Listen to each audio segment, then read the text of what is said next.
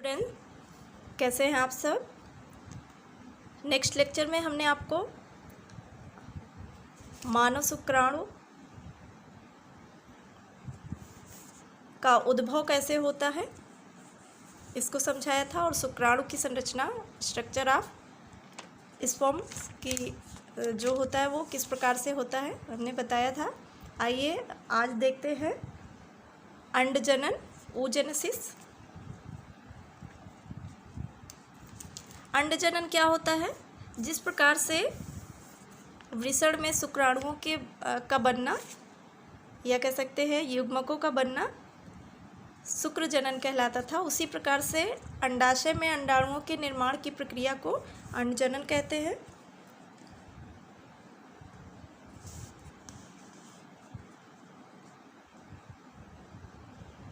अंडाशय में अंडाणुओं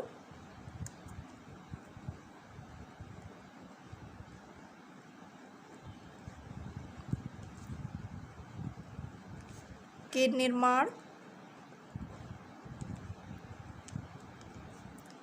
को अंडजनन कहते हैं। अंडाशय में अंडाणुओं का निर्माण जो होता है वो भ्रूणीय परिवर्धन के समय ही हो जाता है। और आपने देखा था जो शुक्र जनन होता है वो वृषण में जब स्पर्म्स बनते हैं, ये प्रक्रिया यौनारंभ के बाद शुरू होती है, पर जो अंडाणुओं का निर्माण होता है वह प्रक्रिया भ्रूणीय परिवर्धन के समय ही स्टार्ट हो जाती है। आइए देखते हैं किस प्रकार से अंडाणुओं में, अंडाशय में अंडाणुओं का निर्माण होता है।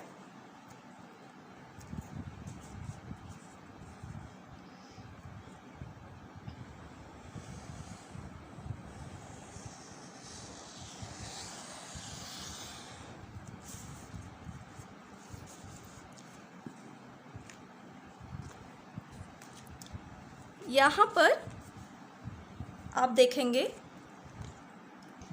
ये आपका अंडाशय है। इस अंडाशय में मात्र कोशिका होती है जिसे आप कहते हैं अंडजननी। उस अंडजननी से धीरे धीरे प्रक्रिया स्टार्ट होती है और लास्ट में अंडाणु का निर्माण होता है। अंडाशय में कई मिलियन अंडजननी यानी कि oogonia का निर्माण होता है।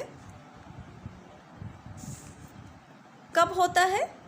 भ्रूणीय परिवर्धन के समय, यानी कि जब मादा शिशु भ्रूण अवस्था में होता है उसी समय अंडजननी प्रक्रिया शुरू हो जाती है और अंडाणु का निर्माण होने लगता है। आइए देखते हैं किस प्रकार से ये अंडाशय में अंडजननी से अंडाणु का निर्माण शुरू होता है। यहाँ पर एक अंडजननी होती है। अभी हमने बताया है आपको कि भ्रूणीय अवस्था में होने लगता है। जब शिशु भ्रूण अवस्था में होता है उसी समय अंडजननी प्रक्रिया शुरू हो जाती है और अंडाणु का निर्माण शुरू होता है। और इनकी संख्या कितनी होती है? कई मिलियन होती है। और इस प्रकार के अंडाणु को मात्र युग्मक कोशिका कहते हैं या अंडजननी कहते हैं। ये आपकी अंडजननी है। अंडजननी में 46 गुणसूत्र होते हैं, यानी कि इनकी संख्या जो अंडजननी में होती है वो डिप्लॉयड होती है। इसको आप नाम देते हैं अंडजननी।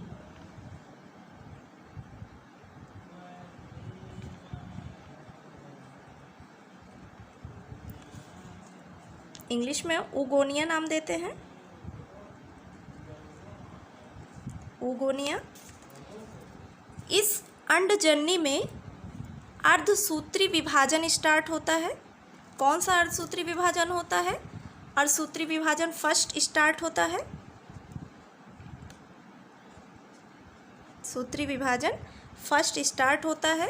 और जब अर्धसूत्री विभाजन फर्स्ट, दो विभाजन होते हैं जो अर्धसूत्री विभाजन होता है उसमें दो प्रकार की प्रक्रियाएं, दो घटनाएं घटती हैं। एक अर्धसूत्री विभाजन फर्स्ट होता है और एक अर्धसूत्री विभाजन सेकंड होता है।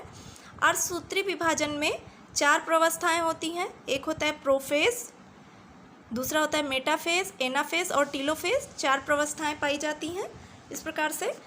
और सबसे पहले अर्धसूत्री विभाजन जब फर्स्ट होता है तो इसमें पूर्वावस्था स्टार्ट होती है। पूर्वावस्था फर्स्ट स्टार्ट होती है और जो अंडजननी होता है वो प्राइमरी oocyte बनाता है। जो पूर्वावस्था होती है तो जब ये प्रक्रिया पूर्वावस्था थोड़ा लंबे समय तक चलती है और यहाँ पर जो मात्र युग्मक कोशिका है इसमें डेवलपमेंट होता है गुणसूत्रों, क्योंकि यहाँ पर अर्धसूत्री विभाजन फर्स्ट हो रहा है और पूर्वावस्था है तो यहाँ पर अर्धसूत्री विभाजन फर्स्ट में गुणसूत्रों में बंटवारा नहीं होता है, विभाजन नहीं होता है। तो इस प्रकार से आगे जो अंडजननी होती है वो प्राइमरी oocytes में कन्वर्ट हो जाती है। ये अंडजननी प्राइमरी oocytes में कन्वर्ट होती है। इसको नाम देते हैं प्राथमिक अंडक।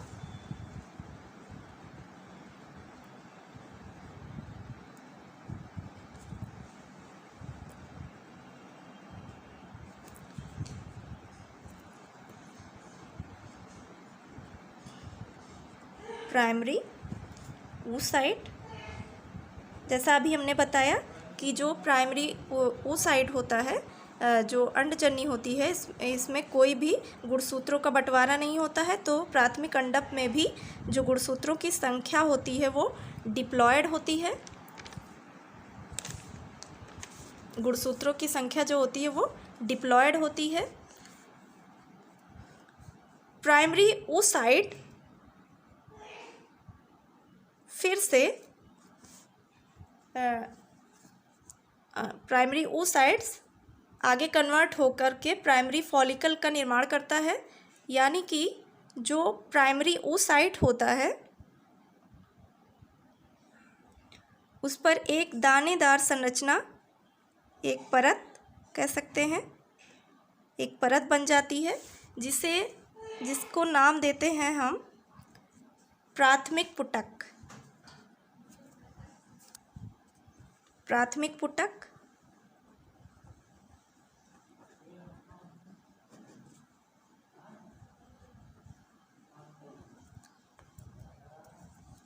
इंग्लिश में इसे कहते हैं प्राइमरी फॉलिकल।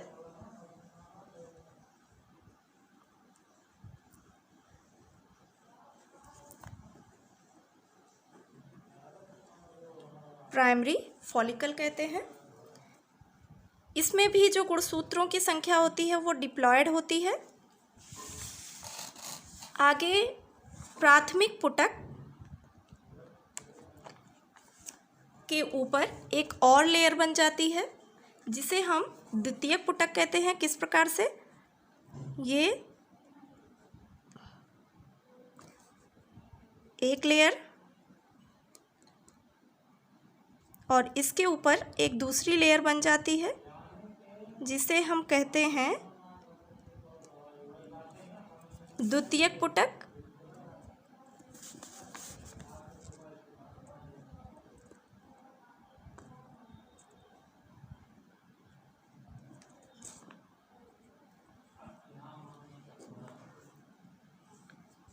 सेकेंडरी फॉलिकल,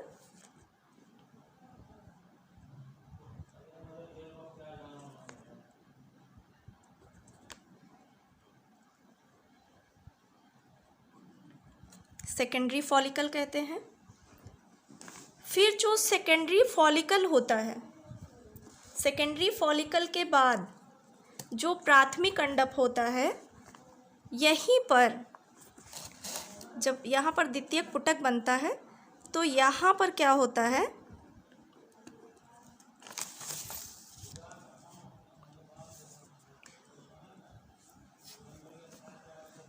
एक तृतीयक पुटक बनता है, इसके ऊपर एक और लेयर बन जाती है।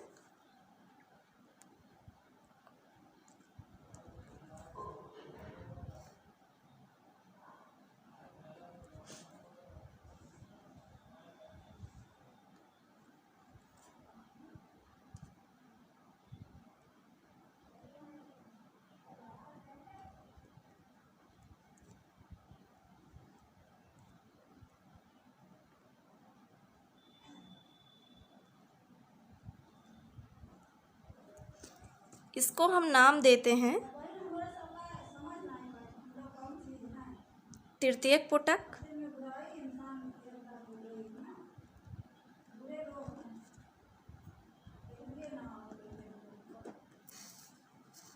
टर्टियरी फॉलिकल,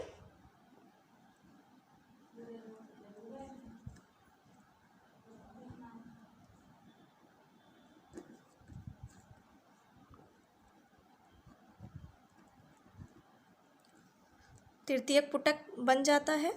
और यहाँ पर अर्धसूत्री विभाजन फर्स्ट कंप्लीट हो जाता है और यहाँ पर जो प्राइमरी oocyte था वो उसमें बंटवारा हो जाता है और ये दो पिंडों में टूट जाता है। एक बनता है प्रथम ध्रुवीय पिंड और दूसरा जो होता है इस तरह से वो द्वितीयक अंडक बनाता है। अब इनमें जो संख्या होती है गुणसूत्रों की वो आधी हो जाती है, इसे आप नाम देते हैं द्वितीयक अंडक, द्वितीयक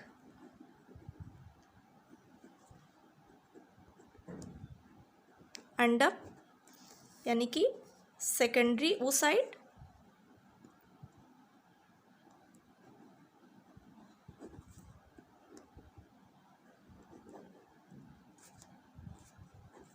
और इसे आप नाम देते हैं प्रथम ध्रुवीय पिंड।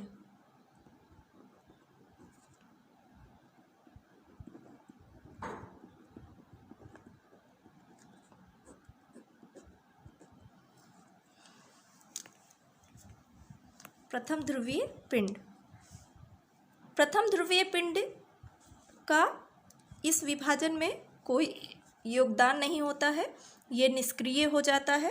इसे हम कहते हैं फर्स्ट पोलर बॉडी।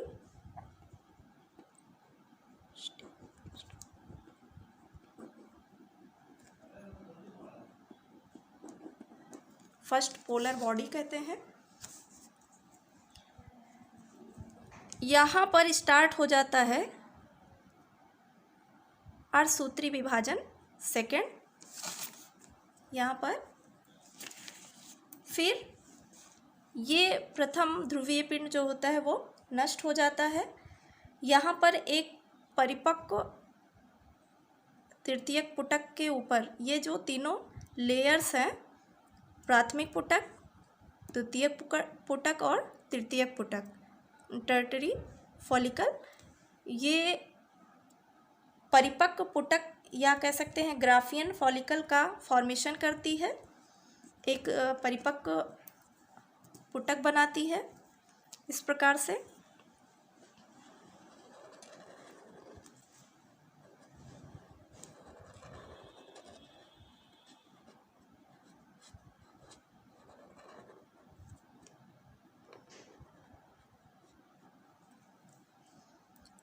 और यहाँ पर इस सेकेंडरी oocyte के ऊपर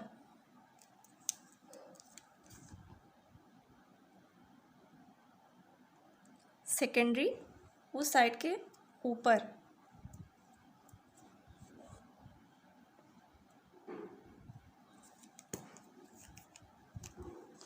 एक लेयर बन जाती है। इस लेयर का नाम होता है ज़ोना पेल्लुसिडा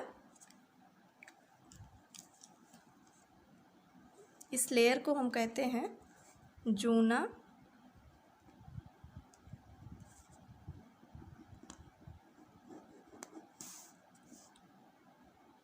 पेल्यूसिडा, जूना पेल्यूसिडा नाम देते हैं।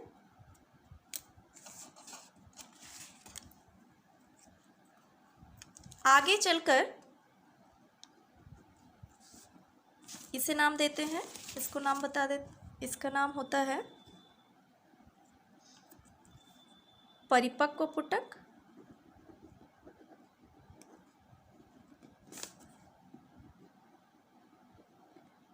या फॉलिकल ग्राफी पुटक कहते हैं इसे, ग्राफी पुटक, ग्राफियन फॉलिकल्स।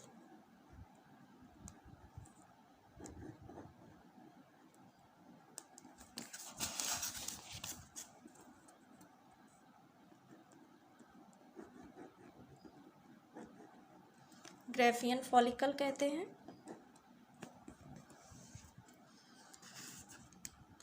इस प्रकार से जो आपकी ग्राफियन फॉलिकल होता है परिपक्व होने के बाद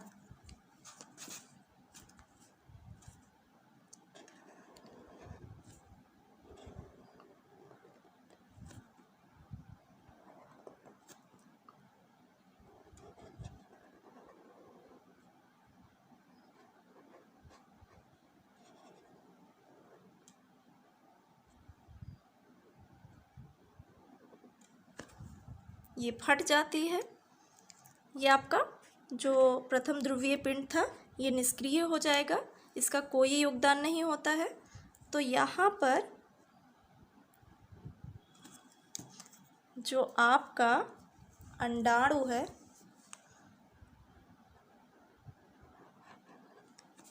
इस परिपक्व पुटक, ये जो परिपक्व पुटक है या कहते हैं ग्राफियन फॉलिकल है, ये फट जाता है और फटने के बाद इसमें से अंडाणु बाहर निकलता है।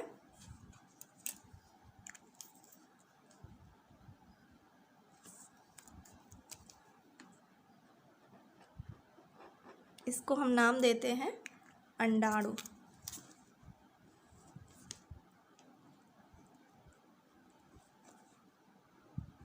अंडाणु नाम देते हैं, इंग्लिश में कहते हैं ओवम। इस प्रकार से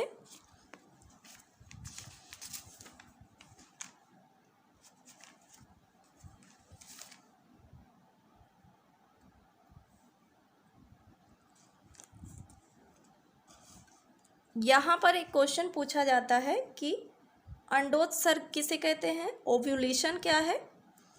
तो एक परिपक्व पुटक से जब अंडाणु बाहर आता है, बाहर निर्गत होता है, तो इस प्रक्रिया को हम कहते हैं अंडोत्सर्ग। अंडोत्सर्ग क्या है, एक परिपक्व पुटक से अंडाणु के बाहर आने की प्रक्रिया को अंडोत्सर्ग कहते हैं। अंडोत्सर्ग यानी कि ओव्यूलेशन कहते हैं। यहाँ पर क्या होता है, जब ये अंडा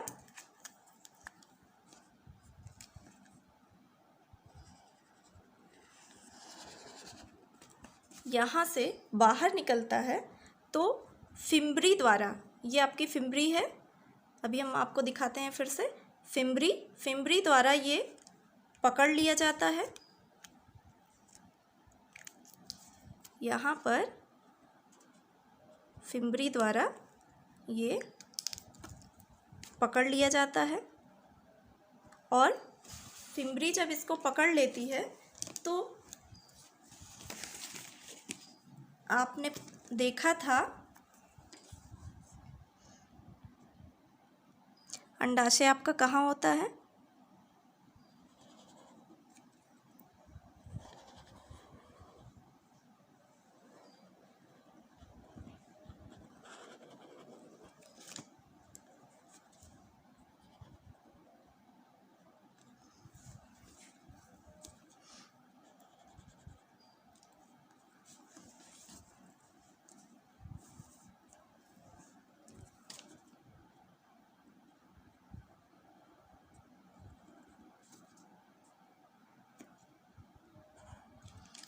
ये आपका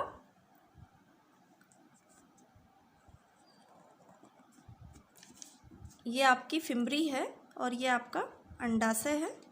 इस अंडाशय में यहाँ पर अंडाणु बना। फिर बनने के बाद इसे फिम्बरी ने क्या किया, पकड़ लिया और पकड़ करके यहाँ एम्पुला अस्थमस जंक्शन होता है। इस एम्पुला अस्थमस जंक्शन पर अंडाणु और शुक्राणु मिलते हैं। जैसे ही अंडाणु यहाँ पर एम्पुला अस्थमस जंक्शन पर पहुँचता है और अंडाणु से मिलता है, ये आपका अंडाणु है।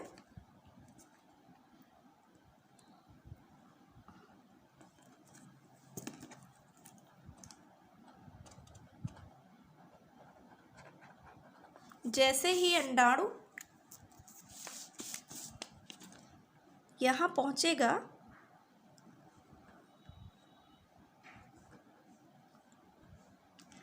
ये जोना पेलुसिडा को चीड़ करके, जैसे ही चीड़ करके अंदर प्रवेश करता है, वैसे ही जो अंडाणु होता है ये ओवा बनाएगा, एक अंडप बनाता है यहाँ पर, और एक बनता है आपका द्वितीय ध्रुवीय पिंड बनता है। द्वितीय ध्रुवीय पिंड का यहाँ पर कोई कार्य नहीं होता और ये जा करके इस अंडप से, इस ओवा से फर्टिलाइजेशन क्रिया करता है। जैसे ही ये शुक्राणु यहाँ पर एम्पुला अस्थमस जंक्शन पर अंडाणु से मिलता है, उसी प्रकार इसमें विभाजन, द्वितीय अर्धसूत्री विभाजन होता है और यहाँ पर जो कोशिका होती है, मात्र अंडाणु कोशिका होती है, वो दो भागों में बट जाती है और बट करके एक बनाती है द्वितीय ध्रुवीय पिंड बनाती है, सेकेंडरी पोलर बॉडी बनाती है जो निष्क्रिय हो जाती है और यहाँ पर अंडप से इस शुक्राणु का मिलन हो जाता है। यहाँ पर इसका संयोग होता है और भ्रूण का निर्माण होता है।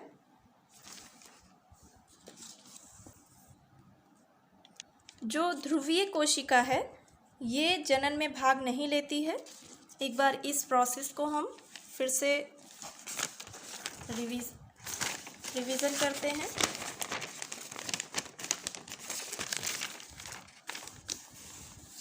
सबसे पहले oogonia यानी कि जो अंडजननी होती है, प्रोसेस ऑफ oogenesis देख लेते हैं एक सिंपल वे में।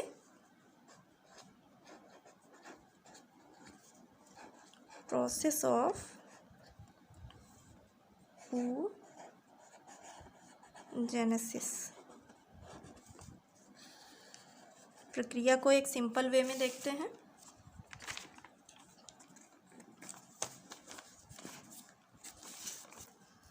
oogonia अंडाशय में मात्र युग्मक कोशिका होती है जिसे हम अंडजननी कहते हैं।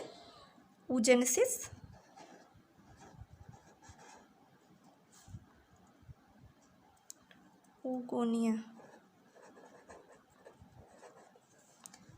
oogonia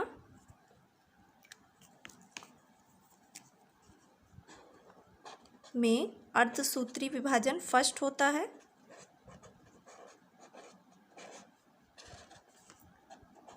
माइटोटिक डिवीज़न फर्स्ट होता है, स्टार्ट होता है और यहाँ पर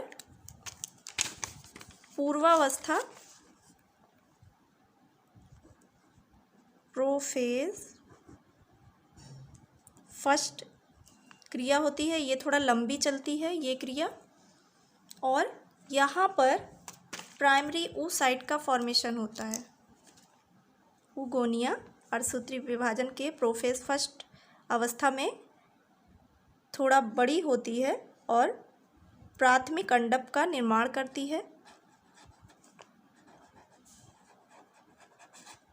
प्राइमरी oocyte प्राइमरी oocyte बनाती है। प्राइमरी oocyte के बाद यहाँ पर इनकी संख्या जो होती है वो डिप्लॉयड होती है। फिर इसमें अर्धसूत्री फर्स्ट पूर्ण हो जाता है। यहाँ अर्धसूत्री विभाजन फर्स्ट जो होता है वो पूर्ण हो जाता है।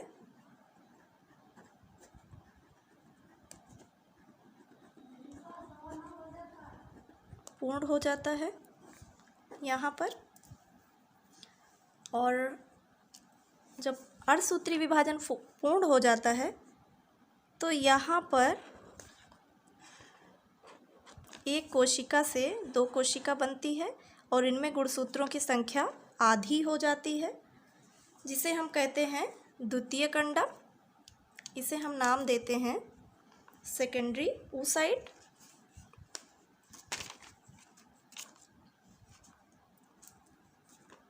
इसे हम कहेंगे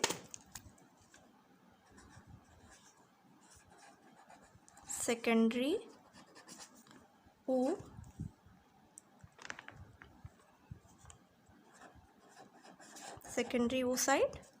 सेकेंडरी oocyte इसमें फिर से अर्धसूत्री विभाजन द्वितीय स्टार्ट होता है और एक कोशिका से यहाँ पर दो कोशिका बनती है। यहाँ भी एक कोशिका से दो कोशिका बनेगी। तो यहाँ पर इस प्रकार से 4 कोशिकाएं, हेप्लॉइड कोशिकाएं यहाँ पर बनेंगी, यहाँ भी। और इस प्रकार से सेकेंडरी oocyte से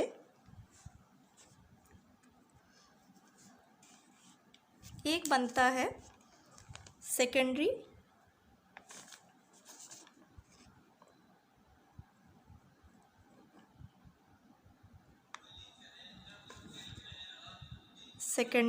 पोलर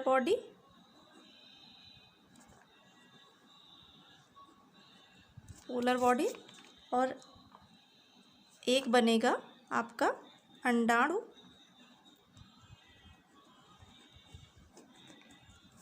ओवम। एक आपका ओवम बनता है। इस प्रकार से प्रोसेस ऑफ oogenesis कंप्लीट हो जाता है। डियर स्टूडेंट्स, आज के लेक्चर में बस इतना ही। आप हमारे चैनल को सब्सक्राइब करना ना भूलें। सब्सक्राइब कर लीजिए, शेयर और लाइक कर दिया कीजिए यहाँ पे। नेक्स्ट वीडियो में हम आपसे फिर मिलते हैं। तब तक के लिए